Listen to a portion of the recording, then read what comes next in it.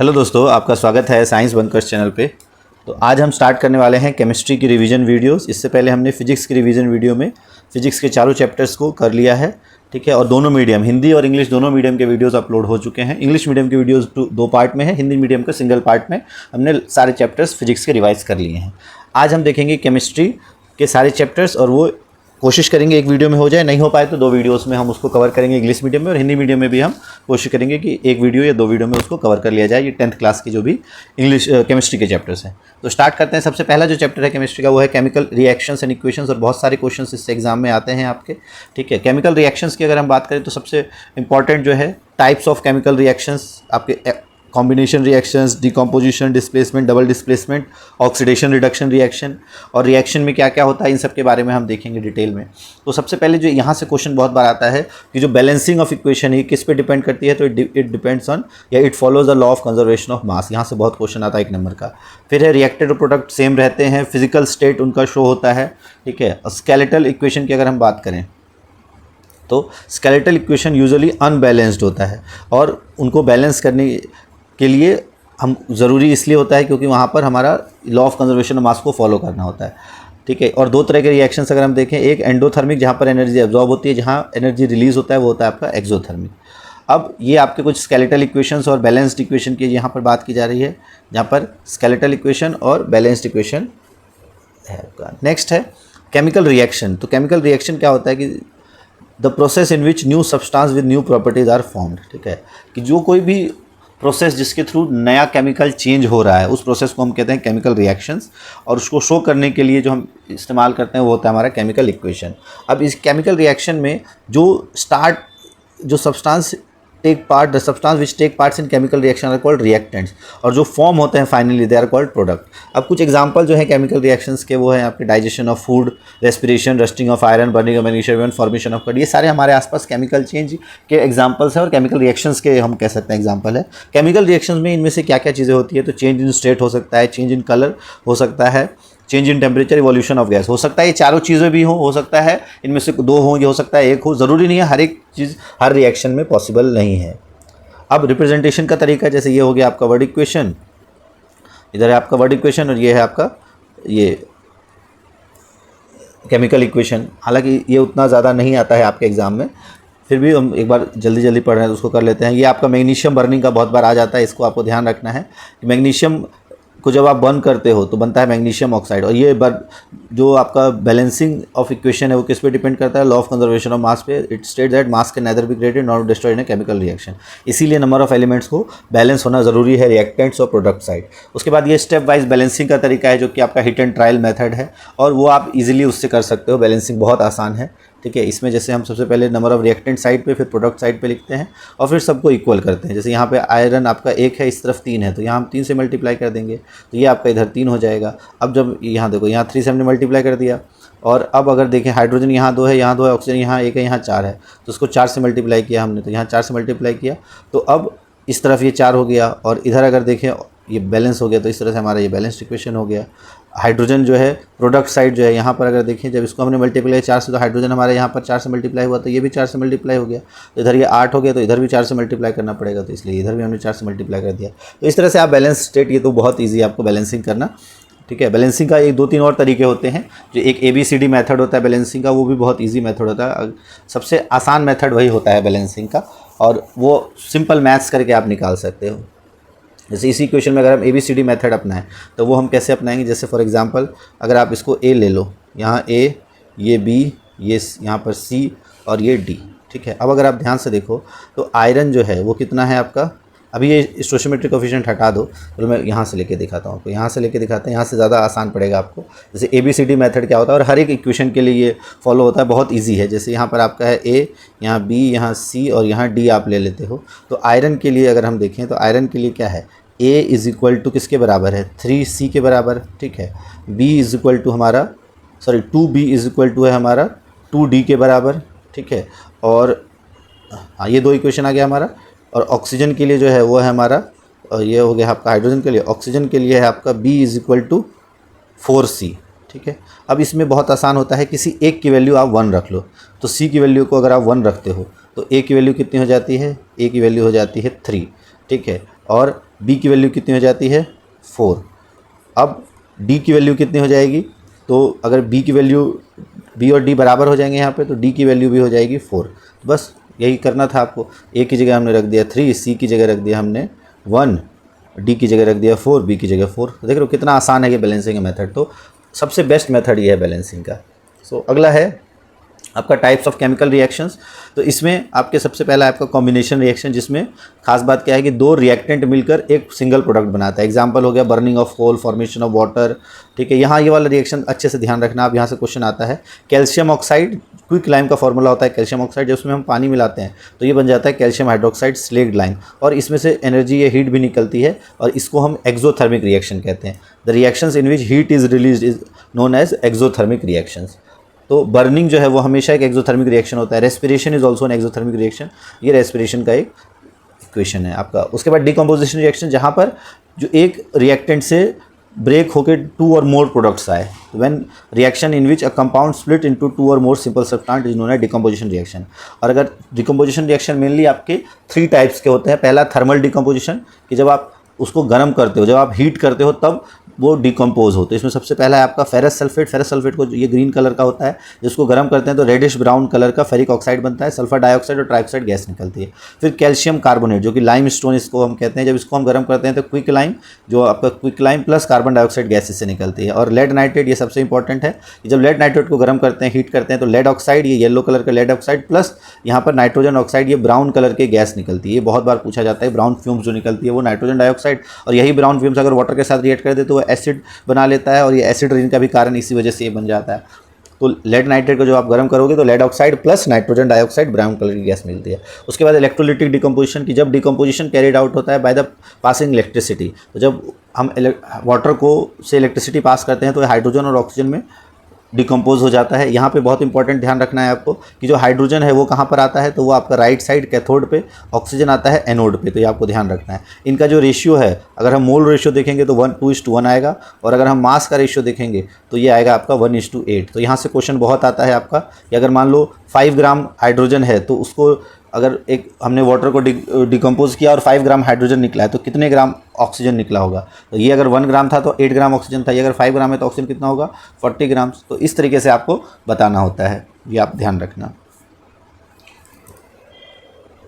Next है photolytic decomposition, की जब डिकम्पोजिशन सनलाइट के प्रेजेंस में होता है उसे हम कहते हैं फोटोलिटिक डिकम्पोजिशन। और इसका एक एग्जांपल, 2 ही एग्जांपल है, काफ़ी इंपॉर्टेंट है। और ये सारे रिएक्शन जो डिकम्पोजिशन के हैं वो किस नेचर के हैं, एंडोथर्मिक, क्योंकि इन सब में हीट सप्लाई की जा रही है, हीट एब्जॉर्ब हो रही है, चाहे वो लाइट के फॉर्म में, ये जो एनर्जी है वो लाइट के फॉर्म में, इलेक्ट्रिसिटी के फॉर्म में, या हीट के फॉर्म में एब्जॉर्ब हो रही है। अब फोटोलिसिस या फोटो डिकम्पोजिशन जो है, AgCl या AgBr, ये सनलाइट के प्रेजेंस में रिएक्ट करता है, और Ag + Cl2 Ag + Br2, और इसी कारण से जो हम इनको है AgCl या AgBr को हम डार्क कलर्ड बॉटल्स में रखते हैं, ताकि ये सनलाइट के साथ रिएक्शन ना करे। ठीक है, यह ब्लैक पेपर से रैप करके। सिल्वर क्लोराइड जो है वो ग्रे में टर्न हो जाती है जब एक्सपोजर होता है सनलाइट के। और ये जो रिएक्शन है आपका, ये रिएक्शन का इस्तेमाल किया जाता है ब्लैक एंड वाइट फोटोग्राफी में, ये आप ध्यान रखना। जहाँ हम AgBr को डिग्रेड करते हैं तो उसको हम ब्लैक एंड वाइट फोटोग्राफी में इस्तेमाल करते हैं। अगला है एंडोथर्मिक रिएक्शन, जो अभी हमने पढ़ा। ये सारे रिएक्शंस एंडोथर्मिक है क्योंकि इनको एनर्जी की जरूरत होती है, हीट, लाइट और इलेक्ट्रिसिटी के फॉर्म में, ताकि रिएक्टेंट्स को ब्रेक कर सके। They are called endothermic reaction. Third है displacement reaction, the chemical reaction in which the more reactive element displaces less reactive element. तो इसमें आपका ये वाला है, यहाँ पर कलर चेंज होता है। कॉपर सल्फेट का कलर होता है ब्लू, और जब आयरन उसमें हम ऐड करते हैं तो धीरे धीरे उसका कलर हो जाता है ग्रीन। उसके आयरन नेल के ऊपर कॉपर डिपॉजिट हो जाता है। तो क्योंकि आयरन की रिएक्टिविटी कॉपर से ज़्यादा होती है, इसलिए डिस्प्लेसमेंट रिएक्शन हो जाता है। फिर दूसरा डिस्प्लेसमेंट रिएक्शन, जैसे जिंक को अगर हम ऐड करेंगे तो जिंक आपका कॉपर ब्लू होता है, और जब जिंक के साथ रिएक्ट करते हैं तो ये कलरलेस हो जाता है, colourless due to formation of zinc sulphate. तो ये दोनों एग्जाम्पल है आपके डिस्प्लेसमेंट रिएक्शन। अगला है डबल डिस्प्लेसमेंट रिएक्शन।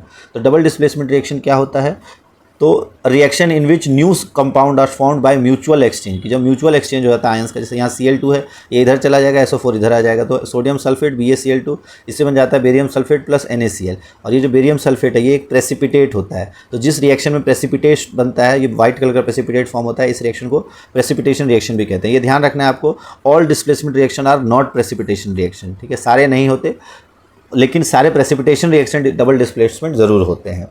अब जैसे ये है आपका, इसमें भी आपका प्रेसिपिटेट बनता है जब हम पोटेशियम आयोडाइड को लेड नाइट्रेट के साथ रिएक्ट करते हैं, तो आपका लेड आयोडाइड बनता है और पोटेशियम नाइट्रेट, ये potassium iodide plus lead nitrate gives lead iodide plus potassium nitrate, और ये जो लेड आयोडाइड है ये येलो कलर का प्रेसिपिटेट बनता है।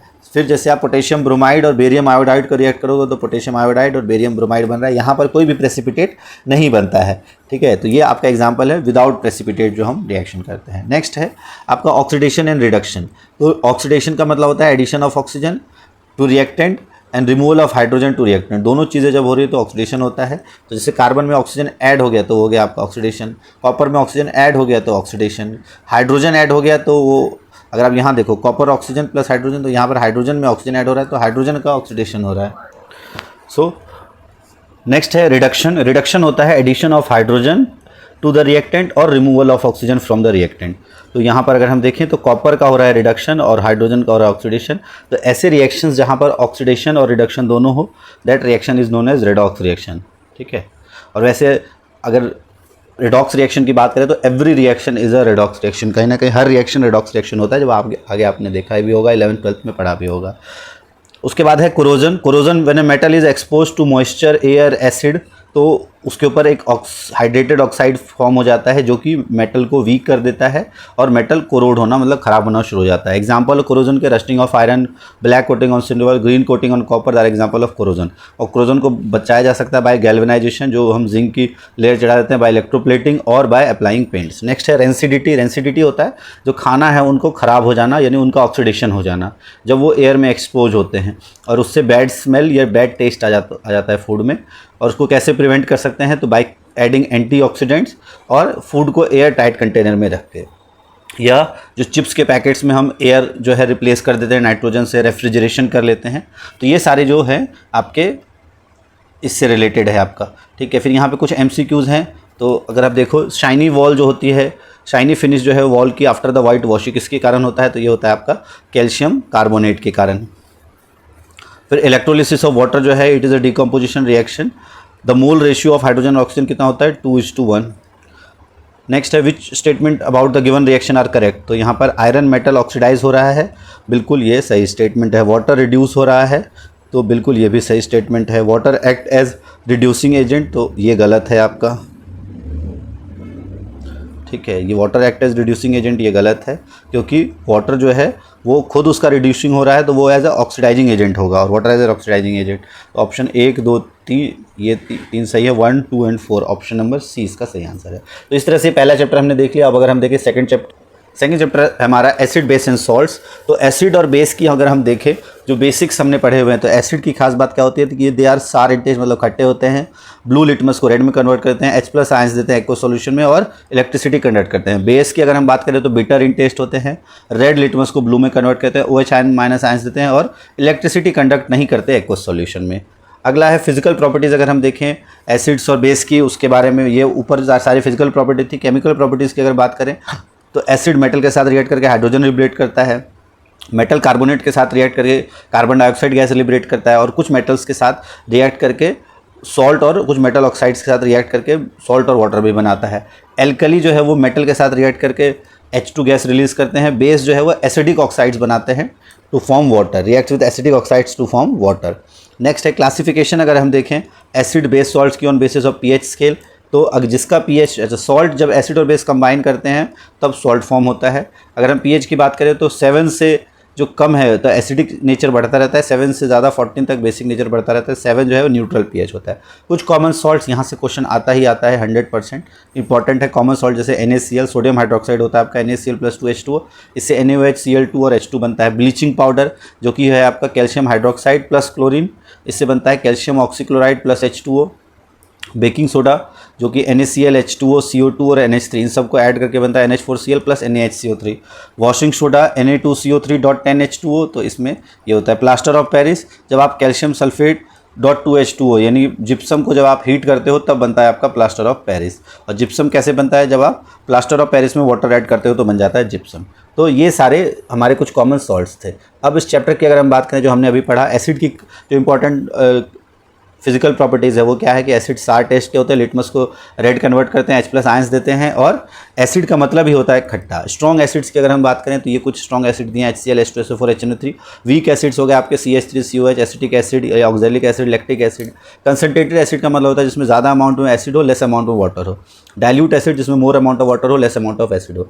बेस की अगर हम बात करें तो base are bitter in taste, soapy in touch, और ये रेड को किस में कन्वर्ट कर देते हैं, ब्लू में, और ये OH माइनस आयंस देते हैं एक्वस सॉल्यूशन में। स्ट्रॉन्ग बेस की अगर हम बात करें तो NaOH, KOH, COH2। Weak base की बात करें तो NH4OH। एल्कलीज की अगर हम बात करें तो they are bases which are soluble in water. तो एल्कलीज ऐसे बेस जो वाटर में सोल्यूबल है, NaOH, KOH, COH2। सॉल्ट्स की अगर हम बात करें तो these are compounds formed from reaction of acid and base. Example हो गया आपका NaCl और KCl। यहाँ से इंपॉर्टेंट आता है, यहाँ से क्वेश्चन आता ही आता है इंडिकेटर्स। तो इंडिकेटर्स ऐसे सब्सटेंसेस जो कि अपना कलर या स्मेल चेंज करते हैं एसिड और बेस के अकॉर्डिंग। और टाइप्स ऑफ इंडिकेटर्स की अगर हम बात करें तो नेचुरल इंडिकेटर जो नेचर में फाउंड होता है, जैसे litmus, red cabbage leaves, flower extract, flower of hydrangea plant, turmeric, ये सारे नेचुरल इंडिकेटर। हिबिस्कस फ्लावर भी आपका नेचुरल इंडिकेटर होता है। सिंथेटिक इंडिकेटर में ये केमिकल सब्सटेंसेस, एग्जांपल है मिथाइल ऑरेंज और फिनोफ्थलीन। ऑल्फैक्टरी इंडिकेटर जो हमें टेस्ट से बताता है, जिनका ऑर्डर से हमको पता चलता है एसिड या बेस, तो वो एग्जांपल है वनीला, क्लोव और अनियन। इंडिकेटर्स की अगर हम बात करें नेचुरल इंडिकेटर्स में लिटमस जो है वो रेड, एसिडिक में रेड कलर देता है, बेसिक में ब्लू कलर। रेड कैबेज के जो लीफ एक्सट्रैक्ट है एसिड में रेड और बेस में ग्रीन कलर, ये इंपॉर्टेंट है, काफ़ी बार आ जाता है। फिर अगर हम फ्लावर ऑफ हाइड्रेंजिया प्लांट्स कहें तो जहाँ एसिडिक सॉइल होता है वहाँ ब्लू कलर के प्लांट्स होते हैं, जहाँ बेसिक सॉइल होता है वहाँ पिंक कलर के प्लांट्स होते हैं। टर्मरिक जो है एसिड में कोई चेंज नहीं आता, येलो का येलो ही होता है और इसमें रेड कलर का हो जाता है। वर्मिलियन बनाने के लिए इसका इस्तेमाल काफ़ी बार किया जाता है। उसके बाद फिनोफ्थलीन एक सिंथेटिक इंडिकेटर होता है जो कि कलरलेस होता है एसिड के अंदर और बेस के साथ पिंक देता है। ये भी बहुत बार पूछा जाता है, ठीक है, ये सब ज़्यादा पूछे जाते हैं कि फिनोफ्थलीन बेस के साथ कौन सा कलर देता है, तो पिंक। मिथाइल ऑरेंज एसिड के साथ रेड कलर, बेस के साथ येलो कलर, ठीक है। अनियन जो ऑल फैक्टर इंडिकेटर है, अनियन हो, वनीला हो, क्लोव हो, ये तीनों जो है अगर हम देखें बेस में इनकी स्मेल ख़त्म हो जाती है। अगर बेस में डालें तो इनकी स्मेल ख़त्म हो जाती है, एसिड में इनकी स्मेल बनी रहती है और अनियन का कुछ अलग टाइप का स्मेल होता है, लेकिन बेस में कोई स्मेल ये नहीं शो करते। अब अगर हम बात करें केमिकल प्रॉपर्टीज़ की तो reaction of metal with acid की अगर हम बात करें तो एसिड हाइड्रोजन गैस रिलीज करता है, बेस भी हाइड्रोजन गैस रिलीज करता है। बहुत कम ही बेस हैं जो रिएक्ट करते हैं मेटल के साथ। एक एग्जांपल दिया है आपका सोडियम हाइड्रोक्साइड प्लस जिंक, तो ये बनता है sodium zincate plus hydrogen gas release होती है। हाइड्रोजन गैस को हम पॉप साउंड एक्सपेरिमेंट से टेस्ट कर सकते हैं। जब उसके सामने बर्निंग कैंडल या मैच स्टिक लेके जाए तो वो पॉप साउंड के साथ बर्न होता है। रिएक्शन ऑफ मेटल कार्बोनेट से मेटल हाइड्रोजन कार्बोनेट्स की अगर हम बात करें तो एसिड के साथ जब रिएक्ट करता है तो कौन सा, carbon dioxide gas plus salt plus hydrogen oxide यानी वाटर रिलीज करता है, और बेस जो है वो कोई रिएक्शन नहीं करता है। फिर जैसे Na2CO3 सोडियम कार्बोनेट के साथ अगर एसिड रिएक्ट करेगा तो NaCl carbon dioxide H2O, sodium hydrogen carbonate के साथ रिएक्ट करेगा तो भी सेम प्रोडक्ट बनता है। कार्बन डाइऑक्साइड कैसे टेस्ट हो सकता है, लाइम वाटर पास करके, क्योंकि जब भी हम लाइम वाटर के साथ कार्बन डाइऑक्साइड ऐड करते हैं तो ये एक वाइट कलर का प्रेसिपिटेट बना लेता है जिसे हम कहते हैं कैल्शियम कार्बोनेट, और ये कैल्शियम कार्बोनेट बनने के कारण लाइम वाटर जो है मिल्की टर्न हो जाता है। और जब एक्सेस CO2 पास कर देते हैं तो ये जो प्रेसिपिटेट है वो डिजोल्व हो जाता है और बन जाता है आपका कैल्शियम हाइड्रोजन कार्बोनेट और मिल्कीनेस डिसअपीयर हो जाता है। अब अगर बात करें reaction of acid and base with each other तो इसको हम न्यूट्रलाइजेशन रिएक्शन कहते हैं, और ये भी एक तरह से आपका डबल डिस्प्लेसमेंट रिएक्शन ही होता है। इसमें भी आपस में आयंस एक्सचेंज हो जाते हैं, न्यूट्रलाइजेशन रिएक्शन होता है ये, ठीक है। और reaction of acid with base to give salt and water is called neutralisation reaction. यहाँ पे स्ट्रॉन्ग एसिड और वीक बेस आपस में रिएक्ट करते हैं तो एसिडिक सॉल्ट बनता है और इसका pH 7 से थोड़ा सा कम होगा। वीक एसिड स्ट्रॉन्ग बेस बनेगा तो अगर आपका pH जो है वो 7 से ज़्यादा होगा, basic salt. Strong acid strong base, weak acid weak base, दोनों में न्यूट्रल सॉल्ट और pH 7 होता है, ठीक है। अब नेक्स्ट है मेटेलिक ऑक्साइड्स। मेटेलिक ऑक्साइड्स का जो नेचर है वो होता है आपका स्लाइटली बेसिक। तो जब भी हम एसिड के साथ रिएक्ट करेंगे तो वो एक न्यूट्रलाइजेशन रिएक्शन की तरह बिहेव करेगा। मेटेलिक ऑक्साइड जब एसिड के साथ रिएक्ट करता है तो सॉल्ट और वाटर बनता है, तो इसका मतलब मेटेलिक ऑक्साइड बेसिक नेचर के होते हैं। कुछ एग्जांपल जैसे आपके कैल्शियम ऑक्साइड, मैग्नीशियम ऑक्साइड, ये बेसिक नेचर के होते हैं, ठीक है। अब अगर हम मेटल ऑक्साइड्स की, अब नॉन मेटल ऑक्साइड्स की बात करें तो नॉन मेटल ऑक्साइड्स के नेचर होता है वो एसिडिक होता है। नॉन मेटल ऑक्साइड्स को जब बेस के साथ रिएक्ट करते हैं, जैसे कार्बन डाइऑक्साइड को हमने COH के साथ रिएक्ट किया तो कैल्शियम कार्बोनेट प्लस H2O बनता है, ठीक है। अब यहाँ एक चीज़ ध्यान रखना, कुछ ऑक्साइड्स होते हैं आपको एम्फोटेरिक ऑक्साइड्स, ठीक है। वो एम्फोटेरिक ऑक्साइड्स कौन से मेटल्स बनाते हैं वो भी आपको पता होनी चाहिए। तो वो जिंक ऑक्साइड और मैग्नीशियम ऑक्साइड, ये दोनों के साथ रिएक्ट करता है, एल्युमिनियम ऑक्साइड, जिंक ऑक्साइड और एल्युमिनियम ऑक्साइड, ये दोनों आपके एम्फोटेरिक ऑक्साइड्स होते हैं। अगला है reaction of acid, metal carbonate के साथ salt plus carbon dioxide plus water, metal के साथ salt H2O, metal hydrogen carbonate के साथ salt plus carbon dioxide plus H2O, oxide के साथ सॉल्ट H2O, बेस अगर हम बेस के साथ करें तो सॉल्ट H2O, अगर बेस के रिएक्शंस की देखें तो मेटल के साथ salt plus H2, metal carbonates के साथ no reaction, metal hydrogen carbonate के साथ नो रिएक्शन, एसिड के साथ salt plus H2O, non metal oxide के साथ सॉल्ट प्लस H2O। तो ये रिएक्शंस हो गए आपके एसिड और बेस के। अब एसिड और बेस में क्या कॉमन होता है, तो सभी एसिड्स में H प्लस आयंस कॉमन होते हैं, और ये H प्लस आयंस कब प्रोड्यूस करते हैं, जब वो अपने मोल्टन स्टेज या आपके हम कहें कि सॉल्यूशन स्टेज में होते हैं। ड्राई जो HCl गैस है वो एसिडिक प्रॉपर्टी शो नहीं करता क्योंकि उसमें आयंस नहीं बन पाते। उसके बाद सारे बेस में OH माइनस आयन, जिसे हम हाइड्रोक्सिल आयंस कहते हैं, ये कॉमन होता है। H प्लस आयंस को हम हाइड्रोनियम आयन भी कहते हैं, और OH को हाइड्रोक्सिल आयंस। ये H प्लस हमेशा वाटर के साथ मिलके H3O प्लस बना देता है जो हाइड्रोनियम आयंस होता है, और ये हाइड्रोक्सिल आयन। अगला है एसिड और बेस। ये जो हमने अभी कहा कि एसिड प्रोड्यूस करता है H plus ions presence of water में, और H plus ions can not exist alone, तो इसलिए वो एग्जिस्ट करता है as H3O plus. H plus और H2O रिएक्ट करके H3O प्लस, HCl और H2O जब रिएक्ट करता है तो H3O plus plus Cl minus बनता है। बेस जब डिजॉल्व होते हैं वाटर में तो वो OH माइनस आयंस देते हैं, जैसे NaOH वाटर में रिएक्ट करेगा तो Na plus OH minus, MgOH2 भी जब वाटर में डिजॉल्व होगा तो Mg plus OH minus ions. तो ये जो बेस हैं ये सॉल्युबल होते हैं वाटर में, और ऐसे बेसिस को हम कहते हैं एल्कली। अच्छा, एक चीज़ इंपॉर्टेंट होता है, जब भी एसिड को डाइल्यूट किया जाता है तो एसिड जो है वो वाटर के अंदर मिलाना चाहिए, ना कि वाटर को एसिड, बिकॉज ये जो प्रोसेस ऑफ डिजॉल्विंग है ये हाईली एक्सोथर्मिक होता है, और अगर हम वाटर को एसिड के अंदर मिलाएं तो इतना हीट प्रोड्यूस होगा कि जो हमारा बीकर है वो भी टूट सकता है, एसिड बाहर आ सकता है और हम जल सकते हैं। इसलिए हमेशा करेक्ट मेथड होता है make add acid into water, और we drop by the acid हम डालते हैं। वाटर इज एसिड तो heat generated may cause mixture to splash out and cause burn, and glass container may also break due to excessive local heating. Adding water to acid में cause mixture to splash out और break the glass container. इसलिए हमेशा dilution के time पे acid को drop by water में डाला जाता है। ठीक है, इस प्रोसेस को हम डाइल्यूशन कहते हैं। अगला स्ट्रेंथ ऑफ एसिड और बेस, वो हम किससे टेस्ट करते हैं, bye universal indicator. Universal indicator जो है ये मिक्सचर होते हैं बहुत सारे इंडिकेटर का, और ये अलग अलग कलर शो करता है depending upon concentration of H plus ions. PH scale की अगर हम बात करें तो ये H प्लस आयंस के कंसंट्रेशन को बताता है। P का मतलब होता है पोटेंस यानी पावर ऑफ हाइड्रोजन। तो 7 pH का मतलब न्यूट्रल, 7 से कम मतलब एसिडिक, 7 से ज़्यादा मतलब बेसिक। ये कुछ हमारे स्ट्रॉन्गर एसिड्स में 7 से बहुत कम होते हैं, 7 के आसपास वीकर एसिड्स होते हैं। स्ट्रॉन्गर बेस 7 से बहुत दूर, और वीकर बेस 7 के आसपास होते हैं। डाइल्यूशन से पीएच इंक्रीज़ होता है। अगर एसिड का डाइल्यूशन करेंगे, बेस का डाइल्यूशन करेंगे तो पीएच डिक्रीज़ होगा। यहाँ से क्वेश्चन आता है आपका इंपॉर्टेंस ऑफ पीएच। तो हमारे ह्यूमन बॉडी जो वर्क करता है वो पीएच रेंज 7 से 7.8 में। एसिड रेन का पीएच जो है वो होता है आपका 5.6, इसलिए उसे एसिड रेन कहा जाता है। पीएच ऑफ सॉइल, आमतौर पर हेल्दी प्लांट्स को थोड़ा सा बेसिक और एसिडिक दोनों का मिक्सचर चाहिए होता है ग्रोथ करने के लिए। हमारे डाइजेस्टिव सिस्टम की बात करें तो वहाँ HCl प्रोड्यूस होता है, और वो एसिडिक कंडीशन होता है हमारा जो स्टमक है, और ज़्यादा एसिड प्रोड्यूस होने के कारण इनडाइजेशन होता है और इरिटेशन और पेन होता है, और उससे छुटकारा पाने के लिए हमको यूज़ करना होता है एंटासिड यानी माइल्ड बेस, जैसे मिल्क ऑफ मैग्नीशिया जो कि एक्सेस एसिड को न्यूट्रलाइज कर देता है, या फिर अभी हमने पढ़ा NaHCO3 बेकिंग सोडा, ये भी न्यूट्रलाइज कर देता है। अगला है pH change as a tooth decay. तो जो टूथ डिके है वो स्टार्ट होता जाता है जब पीएच ऑफ माउथ लोअर हो जाता है 5.52 से। यहाँ से क्वेश्चन आता है कि जो हमारा टूथ इनेमल है वो किसका बना होता है, वो बना होता है कैल्शियम फॉस्फेट का, जो कि हार्डेस्ट सब्सटेंस होता है हमारे बॉडी का, और ये वाटर में डिजॉल्व नहीं होता बट कोरोड हो जाता है जब पीएच लोअर देन 5 होता है due to acid formation by bacteria. और इसीलिए जो टूथपेस्ट है जो जनरली बेसिक नेचर के होते हैं वो टूथ डिके को प्रिवेंट कर सकते हैं। अगला है सेल्फ डिफेंस जो है वो भी जो करता है, जो बी स्टिंग, बी जो है वो स्टिंग करती है, वो एक एसिड रिलीज करता है, और एसिड कौन सा होता है, वो होता है आपका फॉर्मिक एसिड। फिर नेटल लीव्स जो है वो भी इंजेक्ट करते हैं मेथेनोइक एसिड, जिससे बर्निंग सेशन प्रोड्यूस होता है, और जो नेटल लीव्स है उससे रिलीफ पाने के लिए हम डॉग प्लांट का इस्तेमाल करते हैं। यहाँ से क्वेश्चन आ सकता है। तो ये अभी हमने पढ़ लिया था। PH of salt, strong acid strong base, तो neutral salt pH 7, strong acid weak base acidic salt less than pH, strong base weak acid basic salt greater than 7 pH।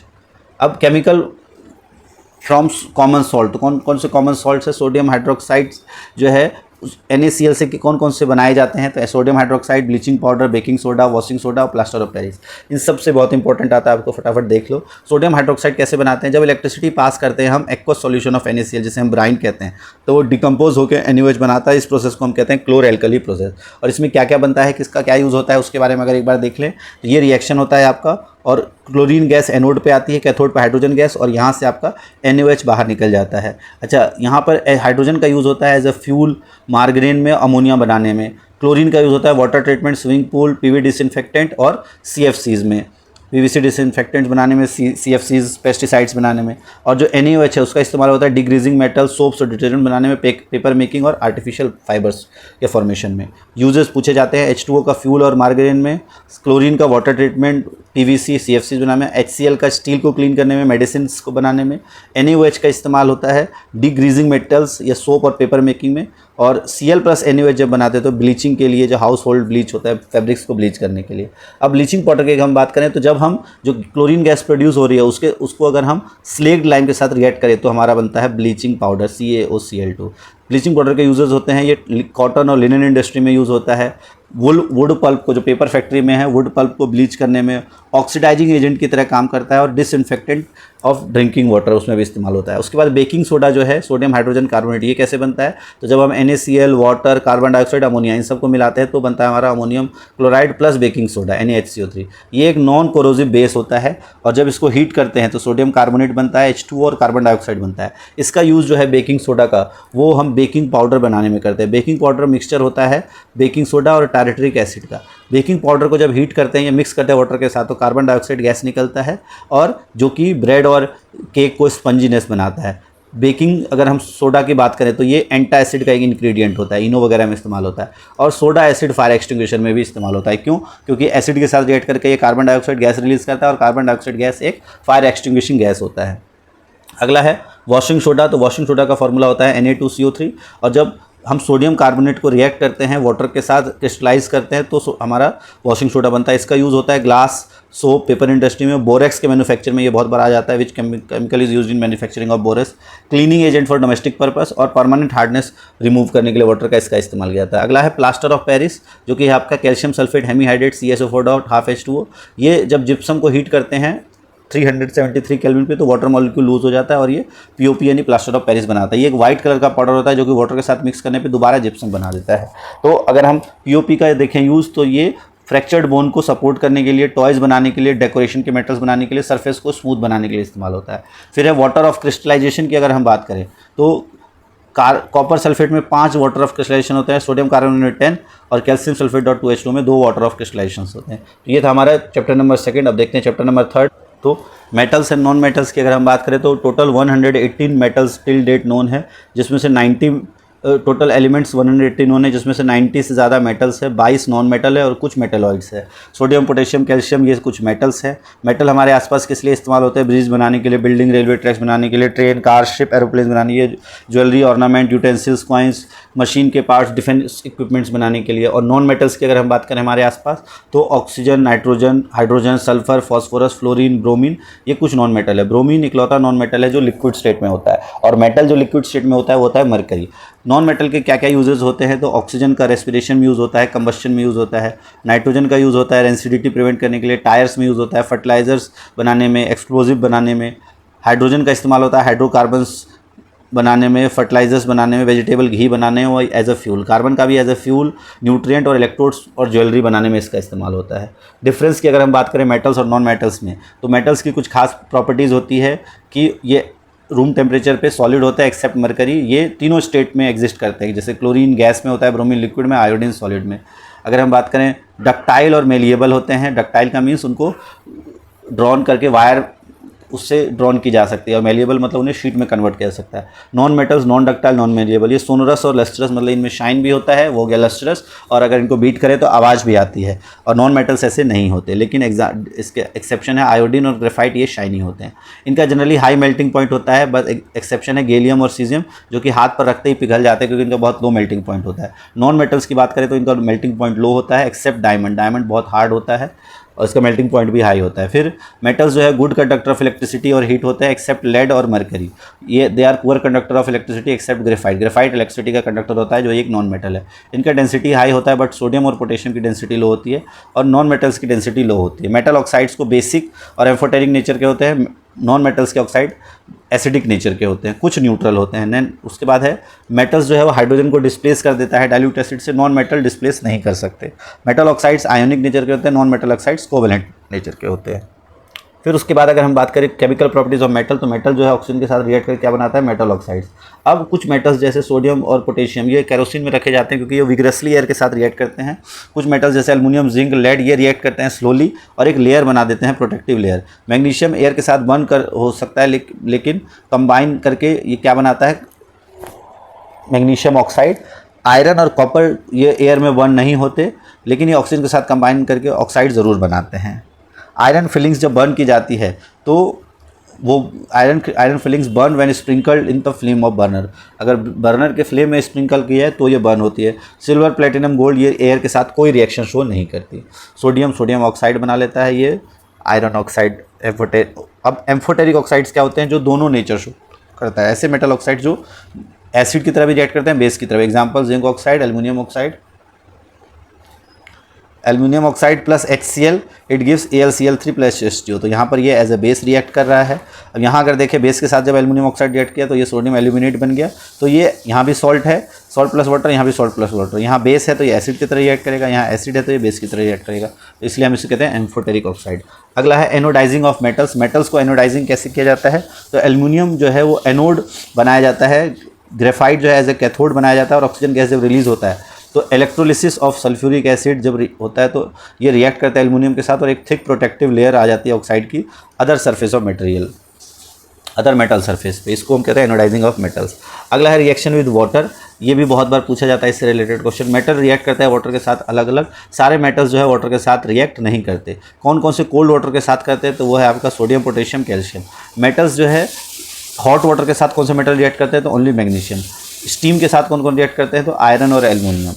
तो अगर हम देखें पोटेशियम, कैल्शियम और मैग्नीशियम, पोटेशियम सोडियम तो readily react करता है और ये सभी हाइड्रोजन गैस रिलीज करते हैं। यहाँ से क्वेश्चन आता है कि कैल्शियम और मैग्नीशियम ये जो है ये दोनों, कैल्शियम तो कोल्ड वाटर के साथ करता है, मैग्नीशियम हॉट वाटर के साथ, और जब ये रिएक्ट करता है तो मेटल जो है वो फ्लोट करना स्टार्ट कर देता है। क्यों, क्योंकि बबल्स ऑफ हाइड्रोजन गैस जो है वो स्टिक करने लगते हैं इसके सरफेस पे, नीचे सरफेस पे चिपक जाता है जो उसको तैराने लगते हैं। तो कैल्शियम और मैग्नीशियम दोनों फ्लोट करने लगता है।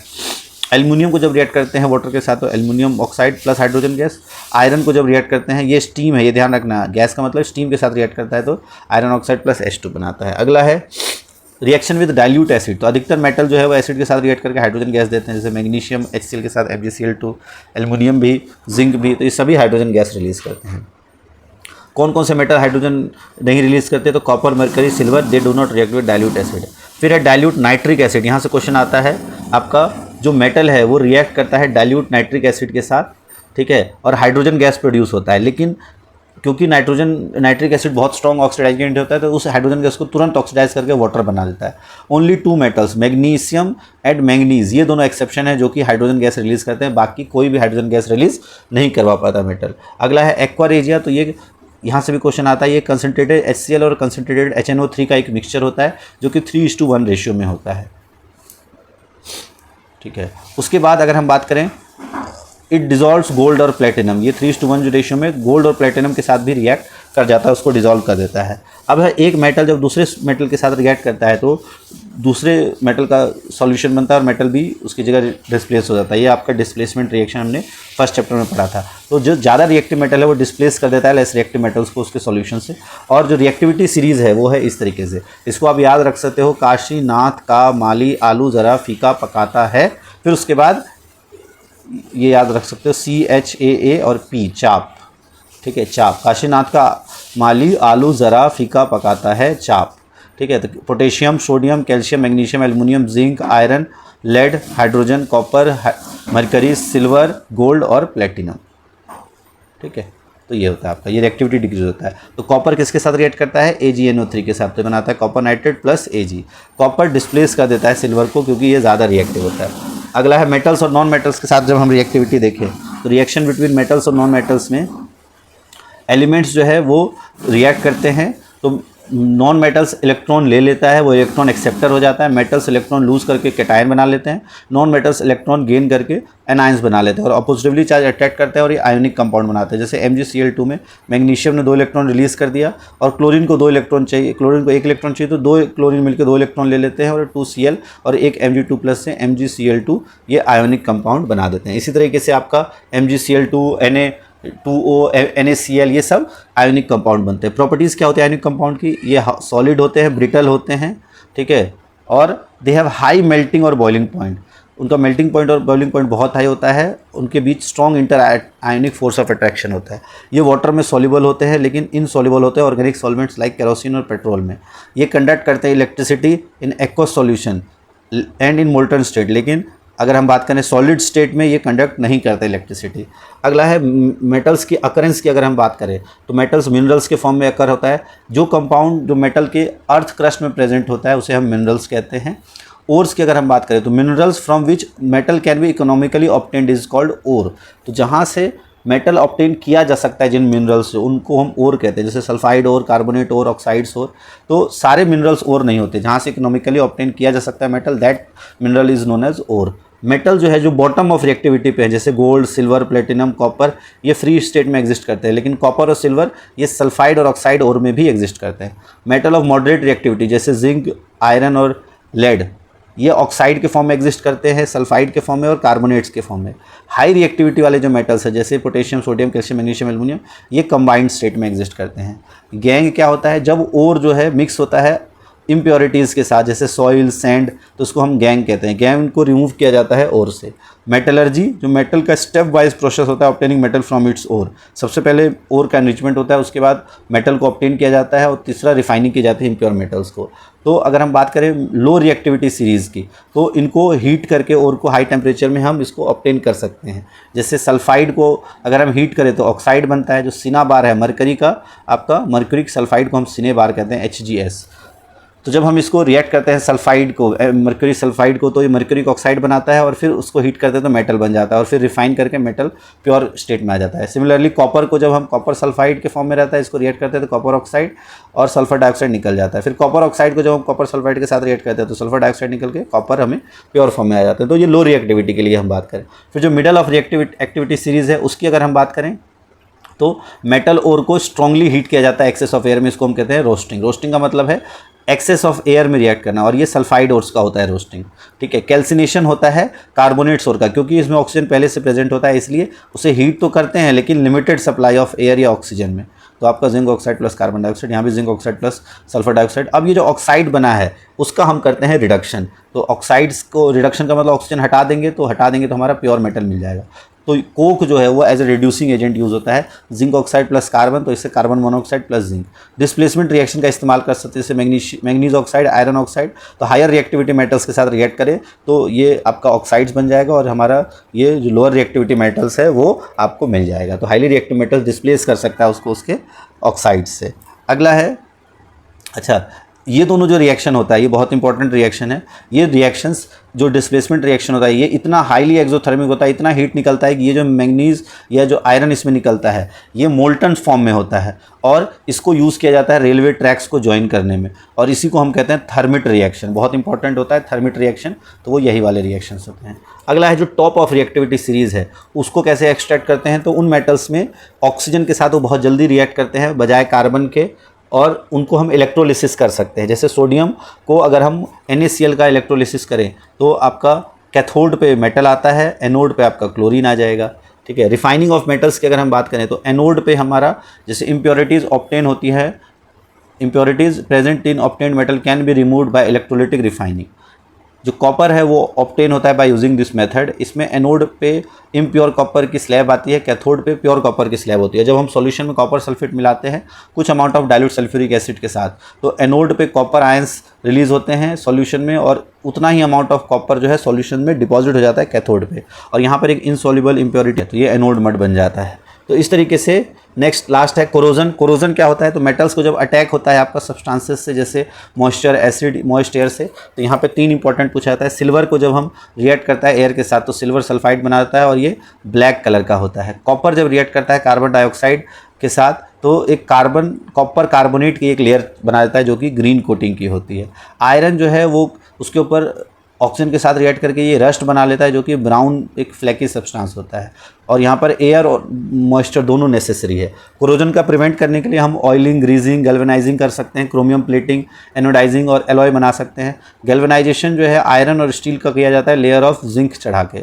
फिर एलॉय क्या होता है, जब मिक्सचर ऑफ मेटल और मेटल के साथ या नॉन मेटल के साथ ऐड करते हैं, वो कुछ अमाउंट ऑफ कार्बन, और जैसे small amount of carbon iron में डाला जाता है उसे हार्ड और स्ट्रॉन्ग बनाने के लिए।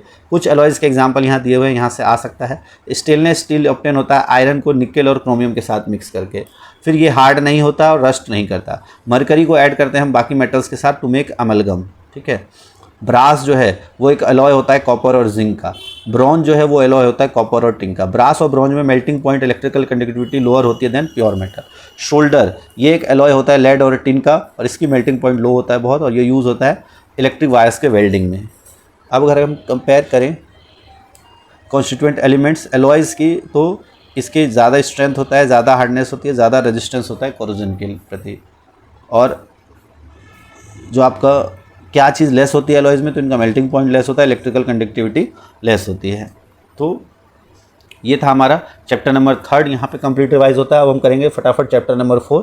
1 घंटे में हम फटाफट वीडियो, टोटल आपकी 1 घंटे की वीडियो बनेगी, तो आप थोड़ी सी स्पीड में भी देख सकते हो उसको। तो चौथा चैप्टर है हमारा कार्बन एंड इट्स कंपाउंड्स। तो कार्बन एक वर्सेटाइल एलिमेंट होता है। अर्थ क्रस्ट में कार्बन 0.02% फॉर्म होता है और बाकी मिनरल्स के फॉर्म में होता है। एटमॉस्फेयर में कार्बन 0.03% कार्बन डाइऑक्साइड के फॉर्म में होता है। सभी लिविंग स्ट्रक्चर्स जो हैं वो कार्बन बेस्ड होते हैं। कार्बन प्लास्टिक, पेपर, लेदर, रबड़ सभी में प्रेजेंट होता है। कोवेलेंट बॉन्ड की अगर हम बात करें तो कार्बन में टोटल 6 इलेक्ट्रॉन्स होते हैं। इलेक्ट्रॉनिक कन्फिग्रेशन होता है 2-4, और नोबल गैस कन्फिग्रेशन के लिए इसे या तो 4 इलेक्ट्रॉन देने पड़ेंगे या लेने पड़ेंगे। अगर 4 लेने पड़े तो उस न्यूक्लियस के लिए मुश्किल हो जाएगा 10 इलेक्ट्रॉन्स को होल्ड कर पाना, और जिसके अंदर सिर्फ 6 आपके प्रोटॉन्स है और न्यूट्रॉन्स है। फिर 4 इलेक्ट्रॉन अगर ये लूज़ करे तो काफ़ी हाई अमाउंट ऑफ एनर्जी की रिक्वायरमेंट होगी, तो वो भी पॉसिबल नहीं है।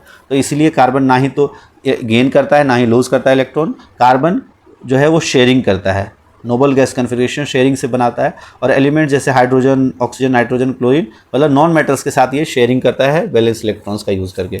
शेयर्ड इलेक्ट्रॉन्स जो है वो बिलोंग करते हैं आउटर सेल के, जो लास्ट सेल होता है उसमें जो इलेक्ट्रॉन्स होते हैं वो शेयर होते हैं, और इस तरह से हाइड्रोजन, ऑक्सीजन, नाइट्रोजन इस तरह से बनता है। हाइड्रोजन में एक इलेक्ट्रॉन की शेयरिंग हो जाती है, ठीक है। ये शेयर्ड इलेक्ट्रॉन्स हो गया। सिंगल बॉन्ड उसे कहते हैं जब 2 इलेक्ट्रॉन्स की शेयरिंग होती है, तो उसको हम कहते हैं डबल बॉन्ड, जब 2 इलेक्ट्रॉन शेयर किए जाते हैं, लाइक इन ऑक्सीजन।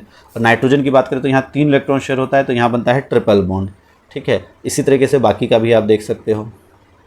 फिर अगर हम देखें शेयर्ड पेयर ऑफ इलेक्ट्रॉन्स जो है वो 1 हो सकता है, 2 हो सकता है, 3 हो सकता है। बॉन्ड जो फॉर्म होता है by sharing an electron pair between 2 atoms को हम कोवेलेंट बॉन्ड कहते हैं। और कोवेलेंट बॉन्डेड मॉलिक्यूल्स जो है उनका लो मेल्टिंग और बॉइलिंग पॉइंट होता है, क्योंकि कंपैरेटिवली वीकर इंटरमॉलिक्यूलर फोर्सेस होते हैं अनलाइक आयोनिक कंपाउंड्स। ये जो मॉलिक्यूल्स होता है ये generally poor conductor of electricity होता है, क्योंकि कोई भी चार्ज पार्टिकल इसमें फॉर्म नहीं होता है। अगला है एलोट्रॉप्स ऑफ कार्बन। तो 3 एलोट्रॉप्स ऑफ कार्बन होते हैं, डायमंड, ग्रेफाइट, फुलेरिन। डायमंड जो है वो स्ट्रॉन्गेस्ट मेटर होता है, आपको पता है, और इसमें कार्बन जो है 4 अलग अलग एटम्स के कार्बन के साथ बॉन्डेड होता है। ग्रेफाइट में कार्बन जो है वो 3 अलग अलग एटम्स के साथ बॉन्डेड होता है। 4th वैलेंस इलेक्ट्रॉन मूव कर सकता है, इसीलिए जो ग्रेफाइट है वो गुड कंडक्टर ऑफ इलेक्ट्रिसिटी होता है। अगला है फुलेरिन। फुलेरिन स्मॉलेस्ट फुलेरिन में 60 कार्बन के मॉलिक्यूल्स होता है। डायमंड का यूज़ ज्वेलरीज बनाने में, थर्मामीटर्स में होता है। ग्रेफाइट का यूज़ पेंसिल, लेड, इलेक्ट्रो और लुब्रिकेंट्स बनाने में।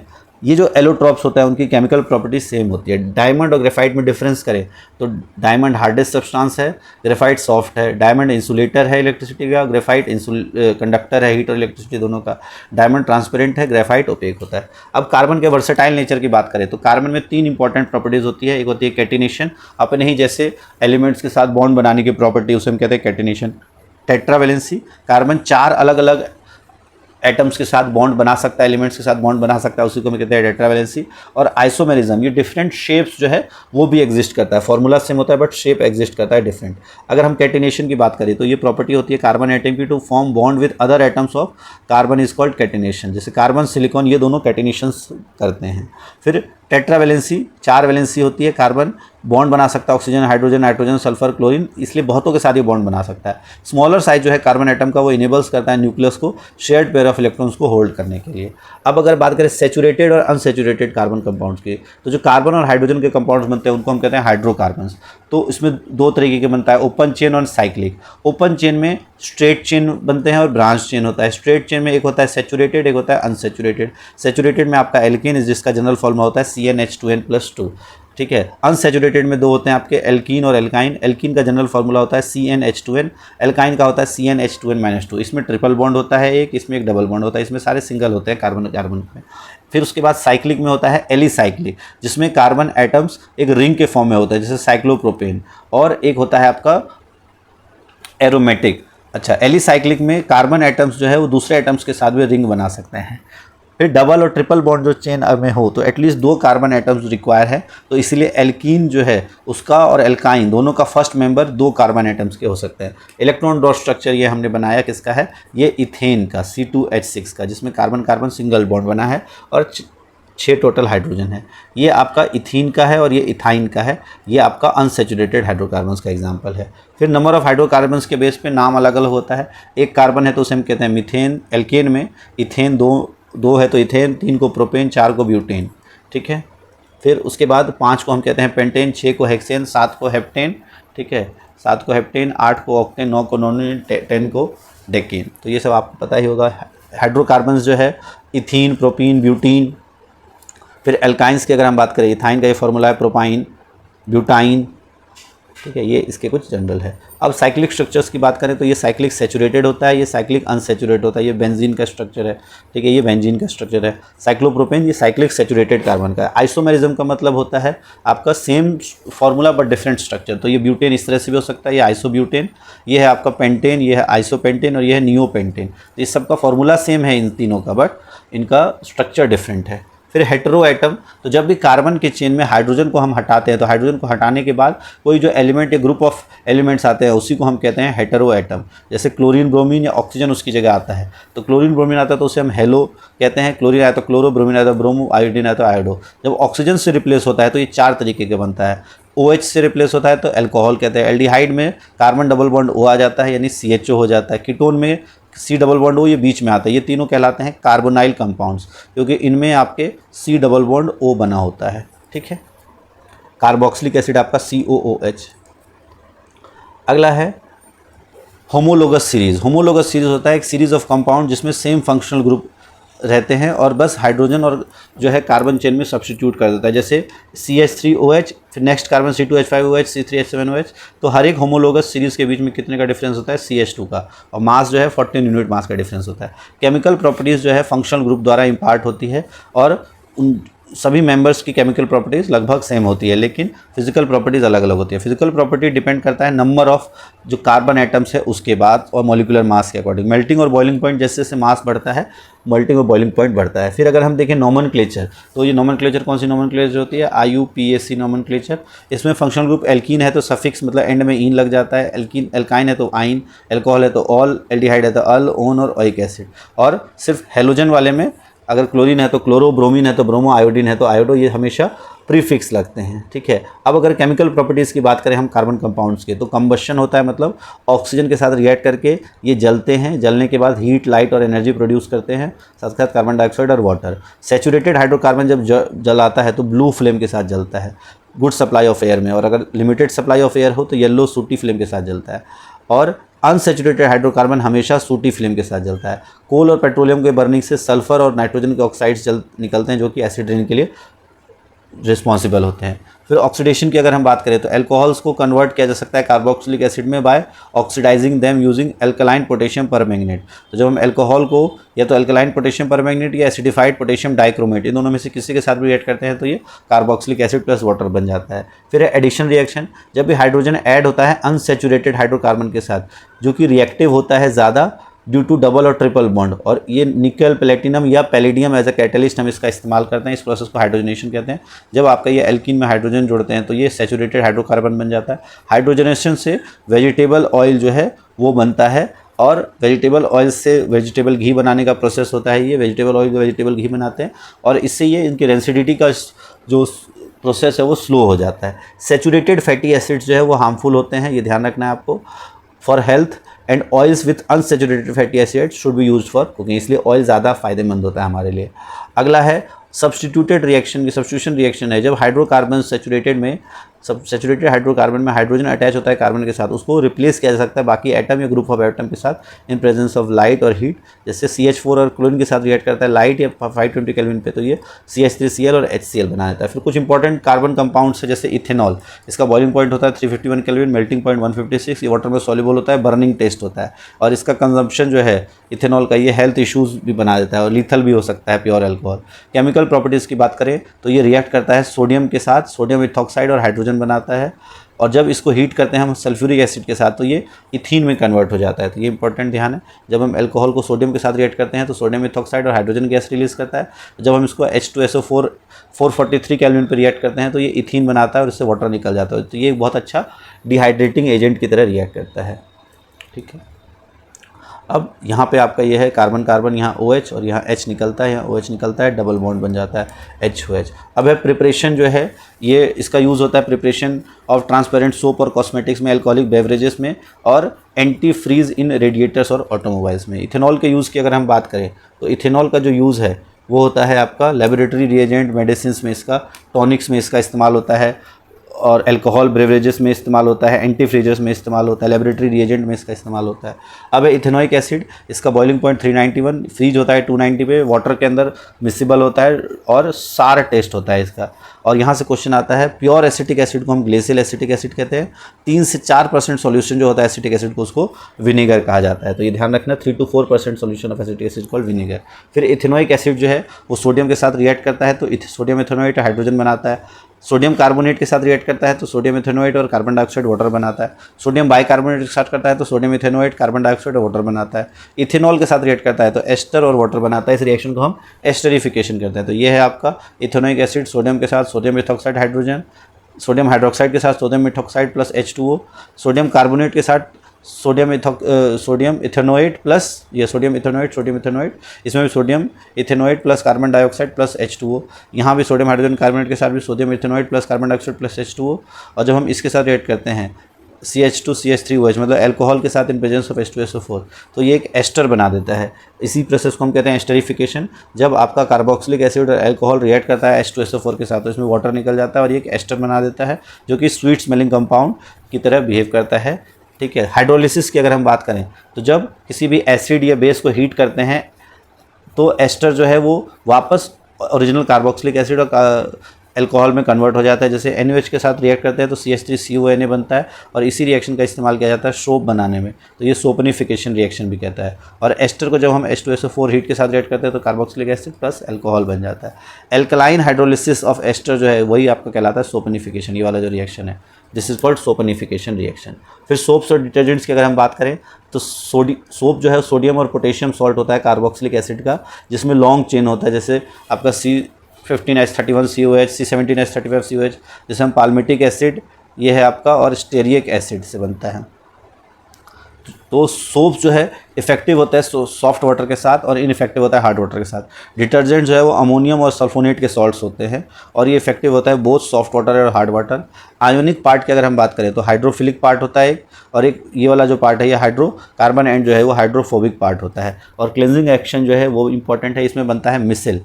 ठीक है, यहाँ पे आपका जो हाइड्रोफोबिक पार्ट है जो डर्ट है वो रिएक्ट करता है हाइड्रोफोबिक पार्ट डर्ट के साथ और हाइड्रोफिलिक पार्ट रिएक्ट करता है वाटर के साथ। ये जब इसको खींचता है तो डर्ट भी छोटे छोटे पार्ट में टूट जाता है और जो इमल्शन फॉर्म होता है सोप मॉलिक्यूल्स के साथ। तो क्लॉथ जो है वो need to be mechanically agitated, तो उसे अगर अच्छे से हिलाए तो डर्ट पार्टिकल हट जाता है क्लॉथ से।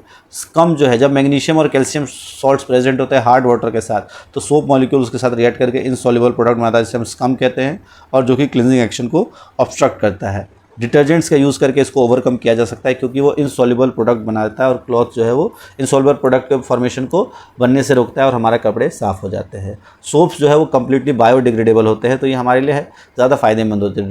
डिटर्जेंट्स नहीं होते, सोप एनवायरमेंट फ्रेंडली होते हैं, डिटर्जेंट्स नहीं होते। कार्बन और इसके कंपाउंड को अगर हम ब्रीफ में देखें तो ये वाले इंपॉर्टेंट है। कार्बन वर्सेटाइल होता है, कार्बन एटम सभी के साथ रिएक्ट करता है, कार्बन में टेट्रावैलेंसी कैटेनेशन होती है, कार्बन सिंगल डबल ट्रिपल बनाता है, कार्बन हाइड्रोजन के साथ बॉन्ड बनाकर हाइड्रोकार्बन्स बनाते हैं सैचुरेटेड अनसैचुरेटेड। हाइड्रोकार्बन्स का स्ट्रेट चेन हो सकता है, branch cyclic, structural arrangement same molecule. Hydrocarbon में हेटेरो एटम को रिप्लेस जो हाइड्रोजन को रिप्लेस करता है। होमोलोगस सीरीज ऐसे कंपाउंड की सीरीज जिसका जनरल फार्मूला सेम होता है, सेम केमिकल प्रॉपर्टीज होता है बट अलग अलग फिजिकल प्रॉपर्टी होती है। कार्बन बेस्ड कंपाउंड जो है वो एक्सेलेंट फ्यूल्स होते हैं। इथेनॉल इंपॉर्टेंट इंडस्ट्रियल कंपाउंड होता है, रिएक्टिव मेटल के साथ रिएक्ट करता है और इथीन बनाने में भी हेल्प होता है। इथेनोइक एसिड दूसरा स्ट्रॉन्ग इंपॉर्टेंट कंपाउंड होता है, ये कंबाइन करता है इथेनॉल के साथ एस्टर बनाने के लिए। सोप्स और डिटर्जेंट्स का use as a cleansing agent और एफिशिएंटली क्लीन करता है सॉफ्ट और हॉट वाटर में। तो इस तरीके से हमने केमिस्ट्री के जितने भी चैप्टर्स है उसको अच्छे से रिवाइज कर लिया। आई होप आपको ये वीडियो अच्छी लगी हो। वीडियो अच्छी लगी तो वीडियो को लाइक ज़रूर करें, चैनल को ज़रूर सब्सक्राइब कर दें। और अब हम जो फिजिक्स के हमारा 10th का कंप्लीट रिवाइज हो गया है, केमिस्ट्री 10th का कंप्लीट रिवाइज हो गया है, अब हम लेके आएंगे MCQs फिजिक्स के और केमिस्ट्री के। पहले फिजिक्स के जितने भी चैप्टर्स कराए गए हैं उसके MCQs, फिर उसके बाद केमिस्ट्री के जितने भी चैप्टर्स कराए गए हैं उस पे बेस्ड MCQs। तो एक फिजिक्स की और फिर एक केमिस्ट्री की MCQs की वीडियो आएगी और उसके बाद हम नेक्स्ट बायो की भी लेके आएंगे जो आपका बाकी चैप्टर्स है। फिलहाल के लिए इस वीडियो में इतना ही। वीडियो अच्छी लगी तो वीडियो को लाइक ज़रूर कर देना, चैनल को ज़रूर सब्सक्राइब कर लेना। Thanks for watching science bunkers.